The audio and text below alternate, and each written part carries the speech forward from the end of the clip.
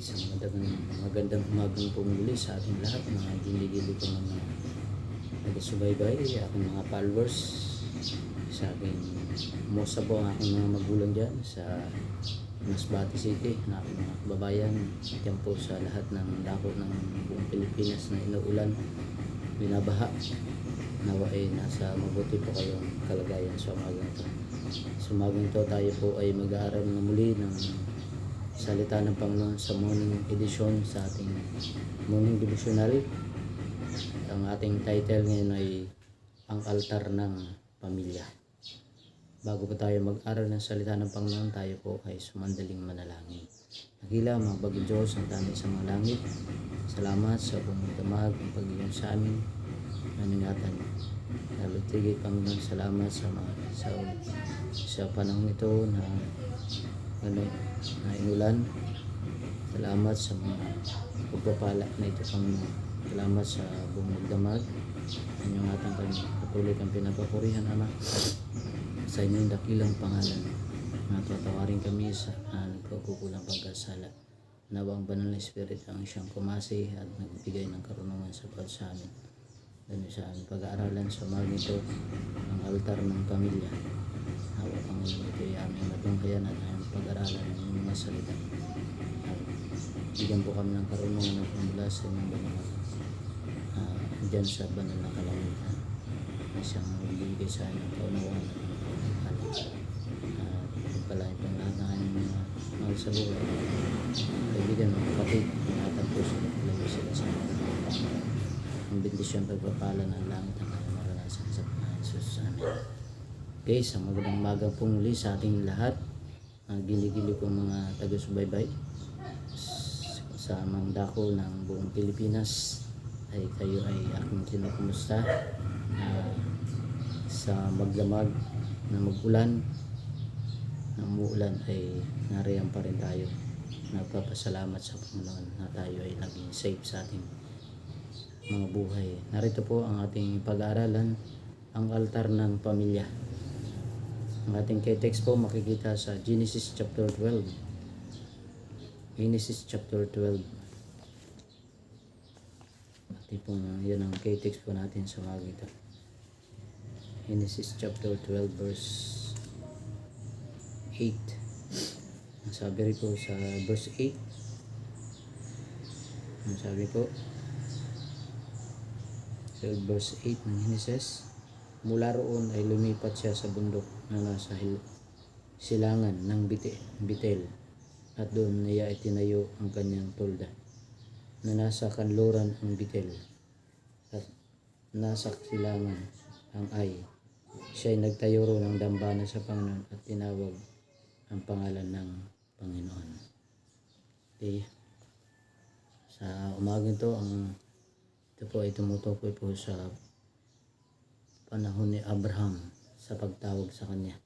Siya po ay nagtayo ng tolda doon sa bundok ng silanganan ng Betel.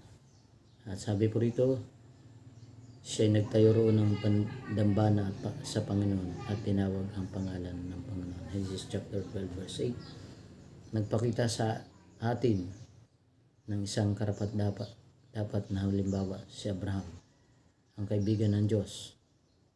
Ang kanya ay isang buhay na panalangin at mapagkumbabang paglilingkod.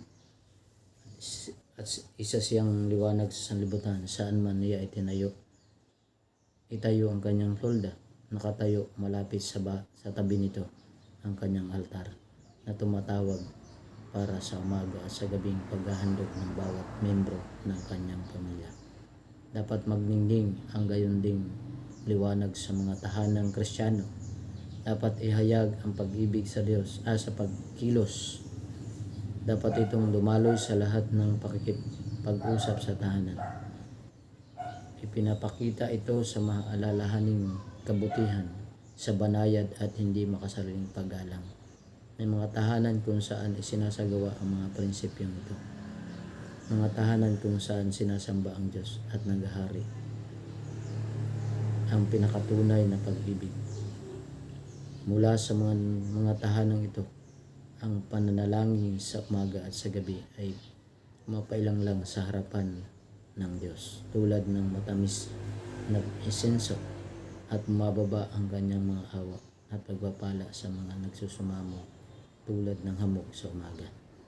Dapat tayong magkaroon ng higit pang reliyon. Kailangan natin ng lakas at biyayang magmumula sa maningas na pananalangin. Ang parang ito ng biyaya ay nararapat gamiting masikap upang makamit ang kalakasang espiritual. Hindi ibinababa ng panalangin ang Diyos sa atin, kundi itinataas tayo nito sa pangangailangan, at gayon din ang ating obligasyon sa Diyos at ating pagdepende sa Kanya. Inaakay tayo nito na madama ang ating kawalan ng anuman at ang kahinaan ng ating paghatol. Ginawa ng Diyos ang maningas na panalangin bilang kondisyon ng pagkakaloob ng Kanyang pinakamasaganang mga pagpapala. Isa itong pang-araw-araw na bagay. Bawat umaga, italaga mo sa iyong sarili at ang iyong pamilya sa Diyos para sa araw na iyon. Huwag mong ibilang ang mga buwan at taon, dahil hindi sa iyo ang mga iyon. Isang maikling araw ang pinagkaloob sa iyo. At sa araw na iyon, gumawa ka para sa iyong sarili at iyong pamilya na parang huling araw na sa iyo. Isuko mo ang lahat ng iyong mga plano sa Diyos at isasagawa o isusuko sang-ayon sa sinasaad ng Kanyang kalooban. Sa ganitong paraan ay maaari mong maibigay ang iyong buhay araw-araw kasama ang mga plano at layunin nito sa mga kamay ng Diyos na tinatanggap ang Kanyang mga plano.